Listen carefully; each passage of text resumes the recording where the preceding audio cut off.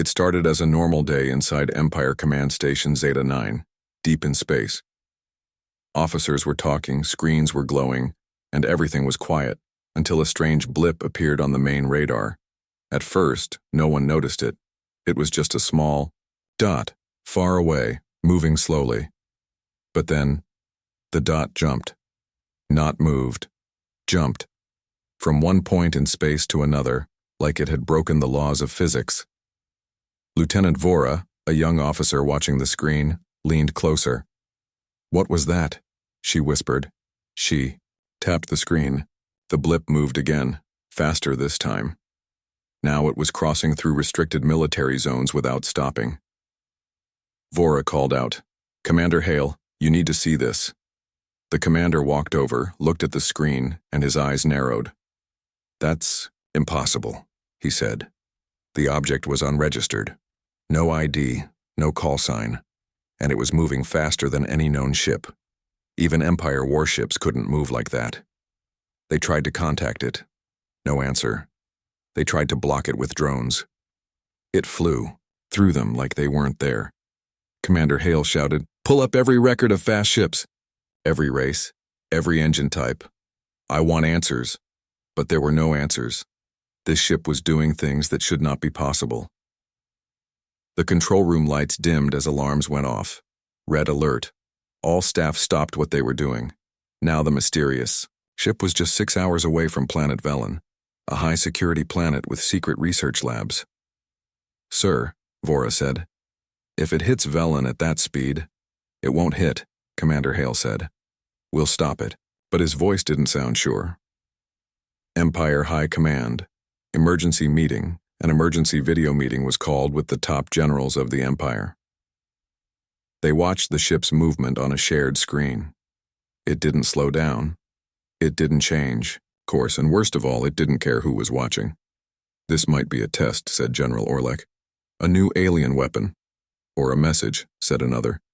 "Someone is showing us that they can enter our space anytime." Someone whispered a word no one wanted to hear. "Humans." The room went silent. Humans had been destroyed in the Galactic Purge 200 years ago. The Empire had wiped them out, or so they thought. But this ship moved like a human ship, and it looked like one. Black steel. Razor edges. No signs, no colors, just speed and silence. Zara's Discovery Lieutenant Zara, a specialist in ancient war files, was working in the lower levels of the station. She had heard rumors about the strange ship, so she started checking the old archives. It took hours, but finally, she found something. A secret file labeled Project Ghostfire. Inside was a blueprint of a ship, an experimental human design built right before the Purge. Only one was ever made. It was called the Valiant. Its purpose to survive anything. Speed, armor, cloaking, it had everything. Zara ran to Commander Hale with the file. "Sir, I think this is human," she said. He stared at the image. It was the same ship. "But humans are gone," he said. Zara shook her head. "Maybe not all of them. The countdown begins back on the main radar." The blip was now getting bigger, closer. It had passed through 3 defense lines without damage. The ship had no shields, but it didn't need them. Nothing could touch it. Empire. Fleets were ordered to intercept. A squad of elite fighters flew in. Fast, well-trained, but the ship disappeared from their sensors for 2 seconds. And when it reappeared, it was behind them. 5 fighters exploded. The rest ran. The Empire had seen many enemies, but never something that could move like a ghost. Commander Hale gave one last order. "Activate the orbital cannon on Velen. If it gets any closer, we shoot." But even as he said it, everyone knew the truth. Nothing was stopping that ship. Final moments of the part as the ship got closer, cameras finally caught a clear image. It wasn't just fast. It was angry. The front of the ship had a single message scratched into the metal, not in alien language, but in English. 4 words, "We are not gone." Zara stared at the screen, heart pounding. "Sir," she whispered, "they're back." And with only 4 hours left, the question wasn't just who was coming. It was, why now, And what do they want? The mysterious ship disappeared. Right before it reached planet Velon, it simply vanished. No explosion, no signal, no trace, just gone. Empire. Radars scanned the area for hours.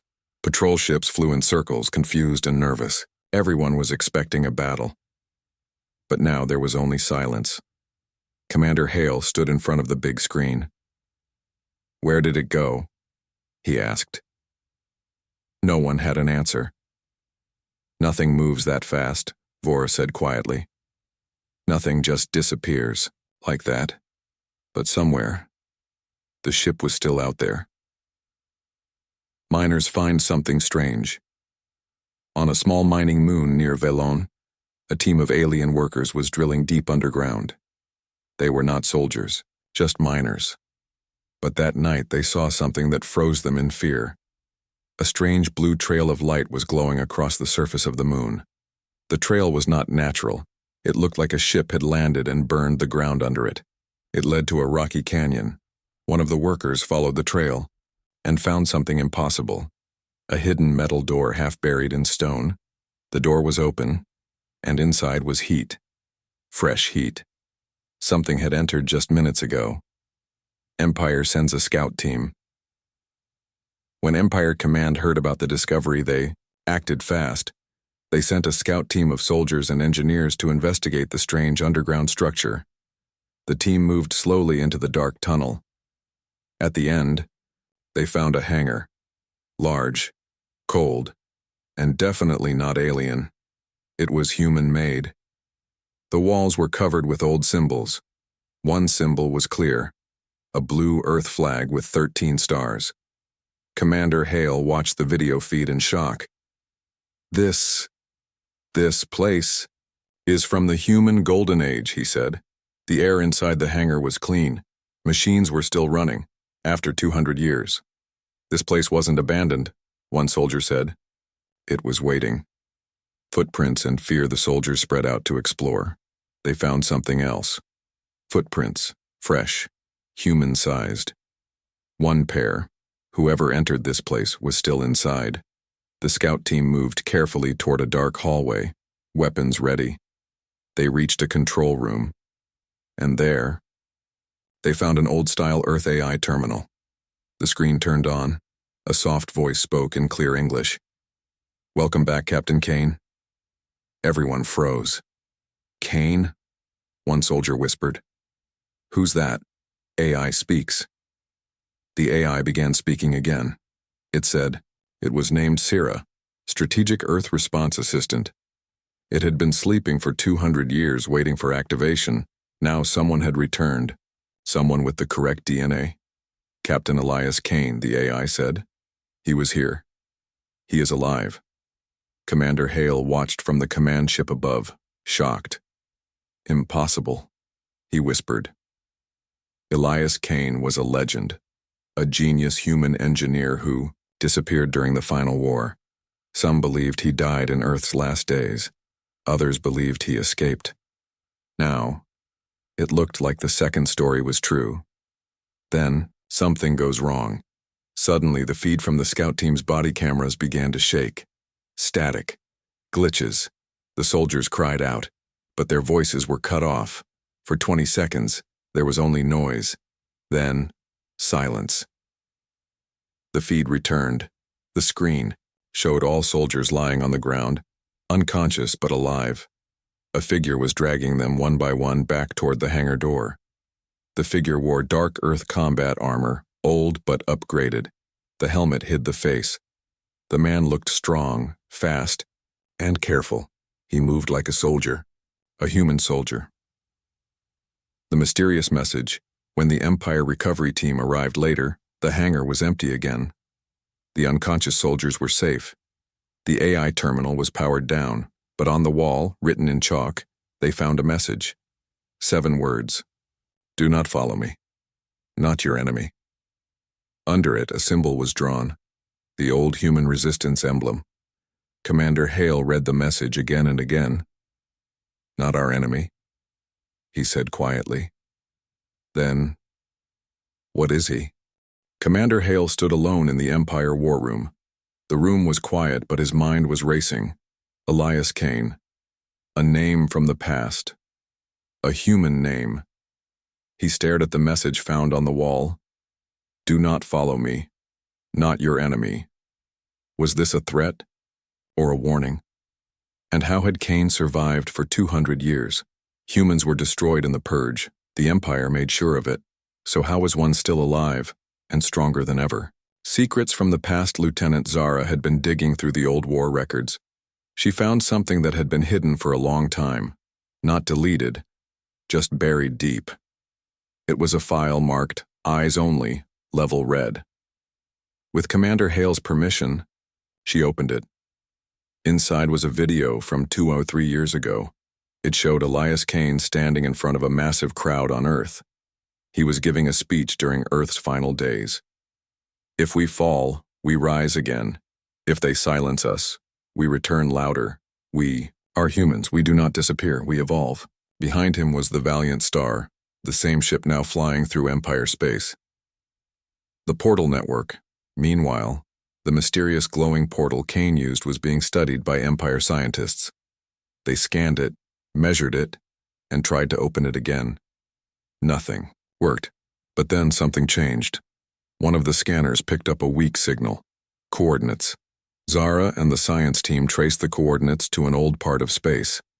One not visited in over 150 years. It was an uncharted sector near the remains of ancient human colonies. Commander Hale looked at the data. If Kane went there, he said, we need to follow. A dangerous mission. A secret team of elite agents, known as Black Echo, was sent to investigate the coordinates. They were silent, fast, and trained for impossible missions. Their ship, Phantom Claw, jumped into hyperspace toward the unknown sector. After hours of travel, they arrived. But what they found wasn't ruins. It was a space station hidden behind a broken asteroid field. The station was massive, dark, and shaped like a human skull. It wasn't dead. It was active. Lights blinked. Power hummed. Something inside was awake. Kane's voice returns as Black Echo approached. A message played across every screen. This place is not for war. This is a vault. Turn back or see the truth. The voice was Kane's. It didn't sound angry. It sounded tired, but also full of purpose. The Phantom Claw ignored the warning. They entered the station. Inside, they found rooms full of technology not seen in centuries. Weapons, engines, DNA labs. Everything was human, and in the center was a frozen stasis. Pod inside it was a young girl. Human, who is she? The girl was alive, but in deep sleep. A name tag on the pod read, Adira Kane, Generation 2. The agents didn't understand. Was this Kane's daughter, a clone, or something else? Suddenly the lights shut off. The door behind them locked, and Kane's voice returned. You entered without permission. Now you must understand. Screens lit up around them, playing old videos. Footage of Earth's fall, of the Purge, of Empire warships burning cities, destroying families, and chasing survivors. Final warning, Commander Hale watched the feed from the Phantom Claw, stunned. Zara whispered. He didn't escape, he prepared. Then Kane said one last thing. Live, across every Empire channel. We were never gone. You erased us from history, but history has teeth. And now, we remember everything. The message ended, and across 6 sectors of Empire space. Old human, beacons activated, lights, codes, wake-up signals. Something had begun. The 6 human beacons continued to blink across Empire space. Each one sent the same message, over and over. The Earthborn are coming. Empire Command was in full panic mode. Fleet generals shouted orders. Defense grids were raised. Warships were deployed near every beacon. But no one knew where the enemy was, or if they were even enemies. Because the truth was more terrifying. The Idu Empire didn't know how many humans were left or what they had become. Adira wakes. Upon the hidden station, the stasis pod opened. The girl, Adira Kane, slowly opened her eyes. She looked human, but not normal. Her body was surrounded by faint blue light. Her eyes were sharp, glowing slightly. Zara and the science team watched the live feed from the station. "Is she enhanced?" someone asked.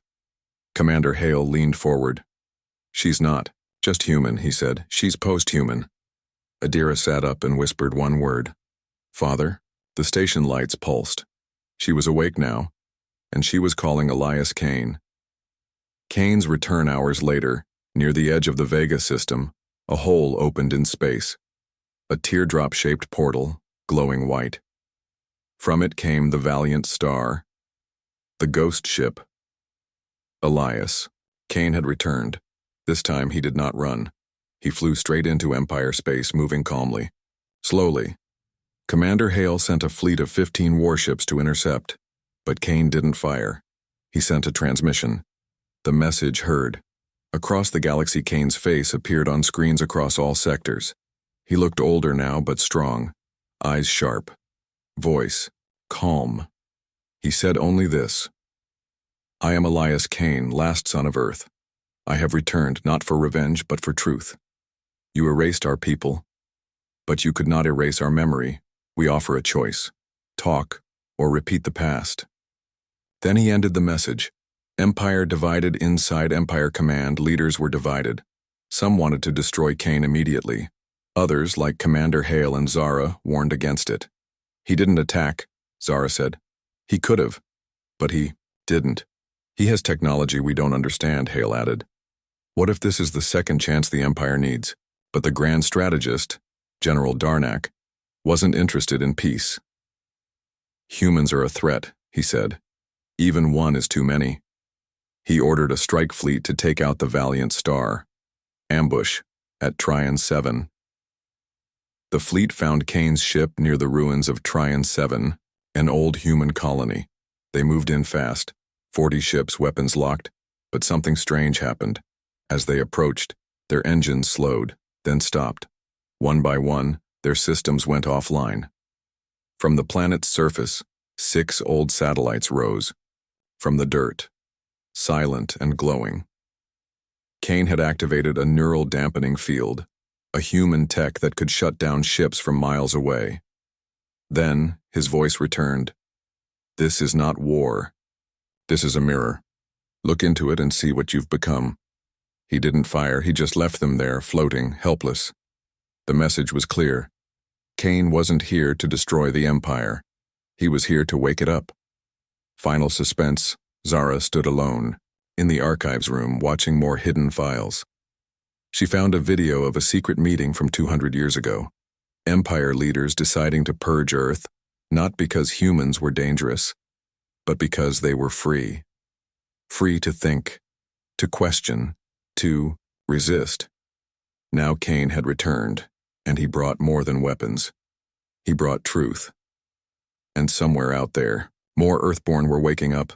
The beacons kept blinking. This wasn't the end. It was just the beginning. Commander Hale and Zara studied old records deep inside Empire archives. They needed to know more about Earth's last days. The truth was hidden, in secret files locked away for centuries. The hidden base. The records showed a secret base on Earth called Sanctuary Echo. It was built underground, far below the ruined cities. It was where the last humans made their final stand, not with weapons, but with their greatest secret.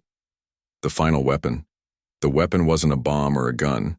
It was a machine that could change life itself, called the Genesis Core. It could rewrite DNA, heal bodies, even create new kinds of humans. But the Empire destroyed the core, or so they thought. A survivor's message. Zara found a hidden message from Elias Kane himself, a recording from the last days of Earth. Kane spoke directly to the future. "If you find this, know that we never gave up. We fought with science and hope. The Genesis Core lives, hidden deep in Sanctuary Echo.